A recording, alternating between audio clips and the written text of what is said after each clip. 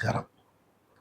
மகாபாரதத்தில் சாந்தி பருவத்தில் மோட்ச தர்மத்தை சேவித்துக் கொண்டிருக்கின்றோம். இன்று நாம் சேவிக்கும் இந்த அத்தியாயத்தில் யுதிஷ்டிர தர்மத்தின் பிரமாணத்தை பற்றி பீஷ்மரிடம் ஆக்ஷேபனை தெரிவித்துதான் சேவிக்க இருக்கின்றோம். யுதிஷ்டிரர், சூக்ஷ்மமான தர்ம லட்சணமானது உம்மால் நன்கு உரைக்கப்பட்டது பீஷ்மாச்சாரியரே. எனக்கு ஒரு விதமான எண்ணம் உண்டாகிறது. அதை யுக்தியுடன் எடுத்து சொல்வேன். என் மனத்திலிருந்து அநேகம் கேள்விகளுக்கு உம்மால் உத்திரம் சொல்லப்பட்டது. இப்பொழுது வேறான இது ஒன்றை சொல்லப் போகிறேன். ஆகிரகத்தினால் குதர்க்கமாக கேட்கவில்லை. இந்த பிராணிகள் தங்களை தாங்களே அல்லவா ஜீவித்து செய்து கொள்கின்றன, சிருஷ்டியையும் மரணத்தையும் செய்து கொள்கின்றன. தர்மமானது வேதத்தினால் மட்டும் அறியக்கூடியதல்ல. பொதுவான நிலையில் உள்ளவனுக்கு தர்மம் வேறு, ஆபத்தில் உள்ளவனுக்கு தர்மம் வேறு. ஆபத்துக்களோ வென்றால் எப்படி வேதத்தினால் அறிய முடியும்? பெரியோர்களின் ஆச்சாரம் தர்மமாக ஒப்புக்கொள்ளப்பட்டிருக்கிறது. பெரியோர்களோ ஆச்சாரத்தை அடையாளமாக உடையவர்கள். செய்யக்கூடியதும் செய்யக்கூடாததும் எப்படி அறிய முடியும்? பெரியோர்களின் ஆச்சாரமானது லட்சணம் இல்லாததாய் இருக்கிறது. பிராகிருதனான ஒருவன் தர்ம ரூபமாக அதர்மத்தை செய்கிறவனாக காணப்படுகின்றான். மேலான ஒருவன் அதர்ம ரூபமாக தர்மத்தை செய்கிறவனாகவும் காணப்படுகின்றான்.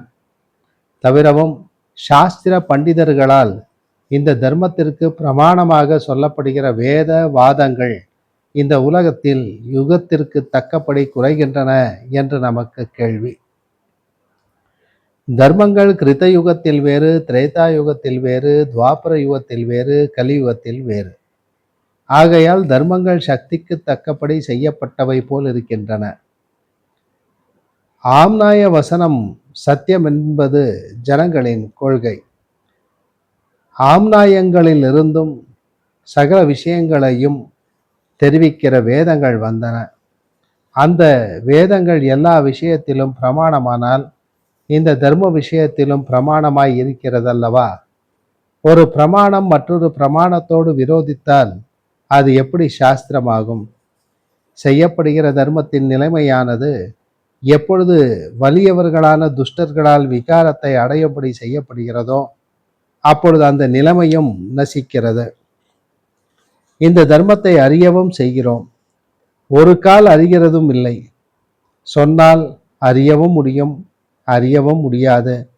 கத்தி முனையை காட்டிலும் சூக்ஷ்மமாய் இருக்கிறது. பர்வதத்தை காட்டிலும் பெரிதுமாய் இருக்கிறது. கந்தர்வ நகரம் போன்ற தர்மமானது முதலில் சத்தியம் போல காணப்படுகிறது. வித்வான்கள் நுட்பமாக பார்த்தால் மறுபடியும் காணப்படுவதில்லை.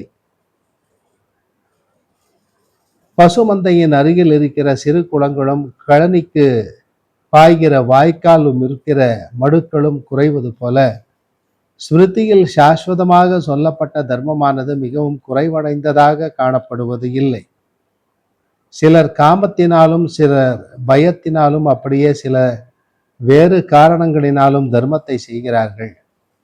வேறான பல அசத்துக்களும் டம்பத்துக்காக ஸ்ரத்தை இல்லாமல் ஆச்சாரத்தை அடைகிறார்கள்.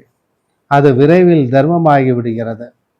சாதுக்கள் இடத்திலோ வென்றால் அது உலகத்தால் தூற்றப்படுகிறது. இவர்களை மூடர்கள் பித்தர்களாக சொல்லுகிறார்கள். மேலும் பரிகசிக்கவும் செய்கிறார்கள். மகாஜனங்கள் தங்கள் தர்மத்தில் இருந்தும் மாறி ராஜ தர்மத்தை அடைந்திருக்கிறார்கள். எல்லாருக்கும் நன்மையாக ஒருவித ஆச்சாரமும் ஏற்படுவது இல்லை அல்லவா? அந்த ஆச்சாரத்தினாலேயே ஒருவன் சமர்த்தனாகிறான்.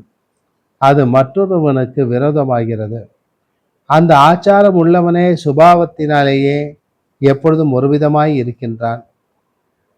எதனாலேயே ஒருவன் முன்னுக்கு வருகின்றானோ அதுவே மற்றவர்களுக்கு பாதிக்கிறது.